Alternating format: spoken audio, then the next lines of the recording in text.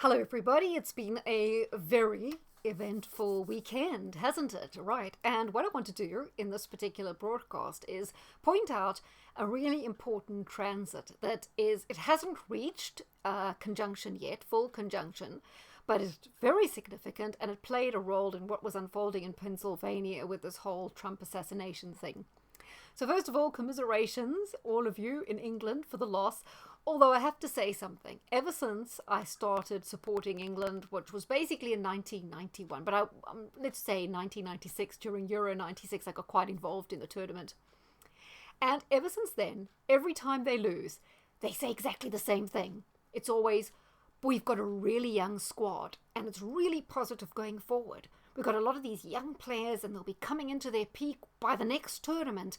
And yes, it's disappointing, but everything's in place. And, this team, everyone's really going to be good. And it's the next tournament's going to be the one.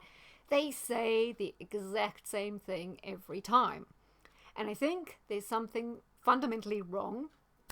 On 5 Live, they said that Spain played like a team and they played like bits and pieces. And I think that's never changed. England's strategy is always to defend, and wait for the opportunity to have a free kick, a corner, or hopefully a penalty. And I notice Harry Kane goes down like a skittle. He can't wait to get a penalty. And I just don't feel there's enough of cohesion in the team. But anyway, I don't want to talk a lot about football because that's not what it's about. I just feel that the same thing gets said about a lot of things every time. And it was the same with Marine Le Pen. Everyone was excited. And I thought, but wait a minute. I remember doing predictions for Marine Le Pen in 2017. She always wins the first round. And then in the second round, when the other sort of party votes get consolidated, she loses. Easy. Happens all the time. So I would like to just have a look now. I was actually awake at the time and I saw on Twitter it all coming up about this Trump assassination. And I have to admit, my very first feelings was it was staged. Intuitively, I couldn't take it seriously. It just seemed to me to play into every agenda possible. But the chart disagrees with me, so I'm not going to be dogmatic here. My own opinion is that people like Alex Jones and also David Vance and Toppy Robertson, a lot of people have been foreshadowing they're going to have to assassinate Trump. He's so popular. He's going to win. The only way to stop him is to assassinate him. And I remember they were making a big hoo-ha about the court cases, saying they're going to put him in jail and building everyone's tension up. Did he go to jail? Was he ever in danger of going to jail? No. So that was out the way, and now they had to build up, they're going to assassinate him, and now, well, basically they didn't. My first reaction on Twitter was it Heinz or taco sauce? Because to me, it just didn't look real. And I noticed all the world leaders came out with exactly the same statement, saying political violence is not acceptable in our democracy. Our democracy is not worth sneezing on. It's a lie. And the leaders are probably very scared about violence right now because politicians are incredibly unpopular over everything that went on during COVID and the rollout and the warp speed, right? A lot of people are very angry, and a lot of people are going to be even more angry when we get into the war agendas, and so they are fearing their safety. So it suits them for something to happen to Trump because then people of all political persuasions can rally around and say politicians need extra protection. Whereas if something happened to a Biden or a politician on the left in the UK, a lot of people on the right not cared. So I think it plays into that agenda. And it also builds more legitimacy to Trump. It's like so many people I see on the right have just taken the bait on saying, wow, he's so great, they have to assassinate him. Just shows how scared the establishment are of him. He is the establishment at this point. Look at his backers, Blackstone, Stephen Schwartzman, Maria Mabelson, and even when he was in power, he brings in Larry Fink of BlackRock. Could we have a bigger representation of what the enemy is than BlackRock? He brought him on board. He never sacked Fauci. He is talking about bringing Nikki Haley back in. I mean, every appointment he made was someone hated. There's the Kushner. There was John Bolton. All of them were rank. And that was his first time round. Second time round, it's going to be just as bad. But they want you to think that he's going to be so effective, we must get behind him. And I think that's what it's all about. I remember two instances. There's that clip of Trump at the World Wrestling where he goes and like tackles someone and jumps on them. Actually reminded me a bit of that. And you know what a show World Wrestling is. Now, during the 2016 campaign against Hillary, there was a gun incident at a Vegas rally, and it was handled totally differently to this. So I assume the gun at the Vegas rally was real, because I don't think they wanted him to beat Hillary. But I think they absolutely all want him to beat Biden, otherwise Biden wouldn't be there. They'd have got rid of Biden 2 years ago and put someone credible in place. This whole thing about Michelle Obama's going to come along, no, she's not. She might be the next one after Trump. She's not coming in. Because they don't want, they probably run Biden the whole way. But anyway, oops, it's gone a bit dark there, hasn't it? Okay, let's look at this chart. Some important things to say now.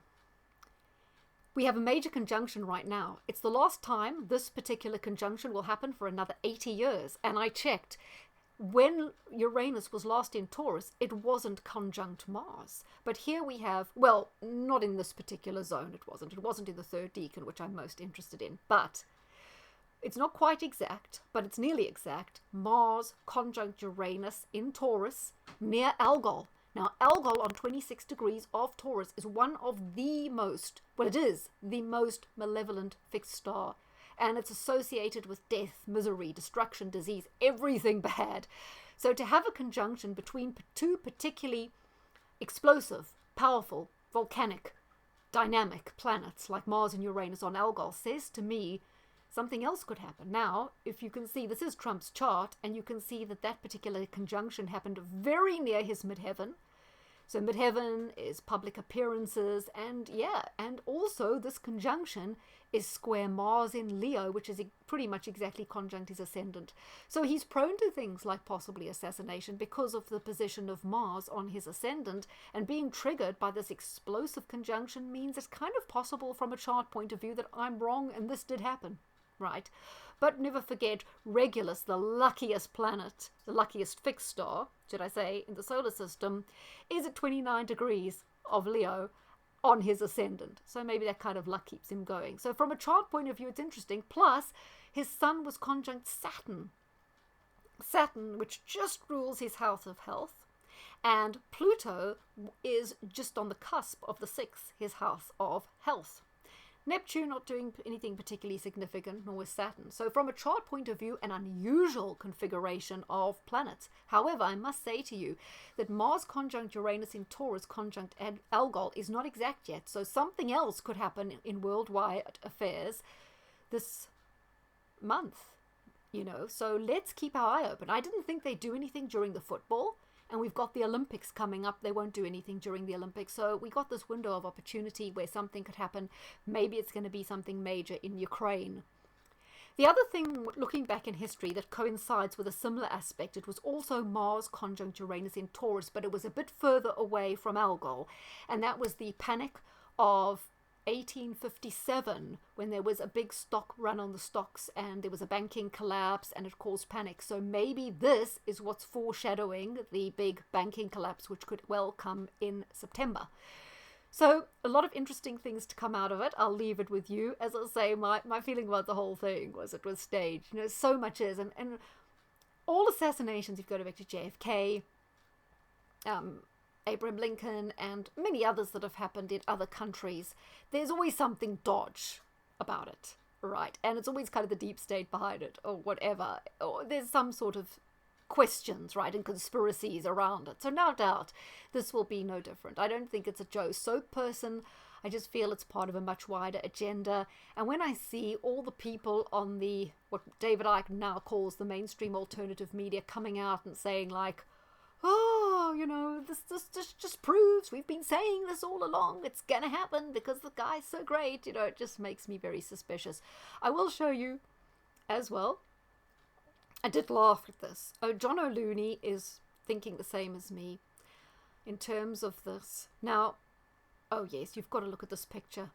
Now, this is a BBC guy. Now, I did wonder, Trump does umpteen rallies, right? He's always doing rallies. So why was a BBC guy particularly going to a pretty small rally in Pennsylvania on a like rural in Butler County? Why? Why was a BBC guy there? What were they thinking they were going to see? So anyway, this is the BBC guy. As you can see, he's very out of condition. Now he said, it says here, a BBC reporter has described the moment he had to take cover on the ground after half a dozen shots were fired. I said, where the hell is he taking cover? Is he hiding on the grassy knoll? He's nowhere near the rally. I don't see any people. Why is he hiding? It looks like he's hiding on the side of a road near a motel. It's so overdramatic. It's nonsense. He wasn't even there. Anyway, Jeff Berwick also talking about it, and I don't know if I had anything else. This picture is so iconic. This is advertising you couldn't buy. It's billions of dollars worth of free advertising that went worldwide, wall-to-wall coverage.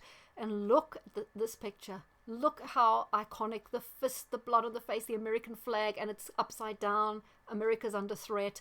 Clear blue skies, being positive. The woman, Secret Service guy, woman. I mean, it's just too made by, like, whatever the leading ad agency is today. It's just too that. It's too perfect, isn't it? I mean, that image, come on, who snapped that? It's crazy. That's So-Called Suspect and some other stuff, and that's John O'Looney talking about it. So there you go.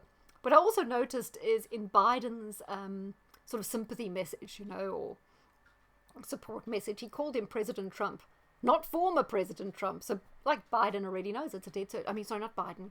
Starmer said President Trump, not former president. It was Starmer, our recent prime murderer here. So, it just goes to show you, Starmer of the Trilateral Commission, he already knows it's a dead cert. It's in the bag for Trump. Have a good evening.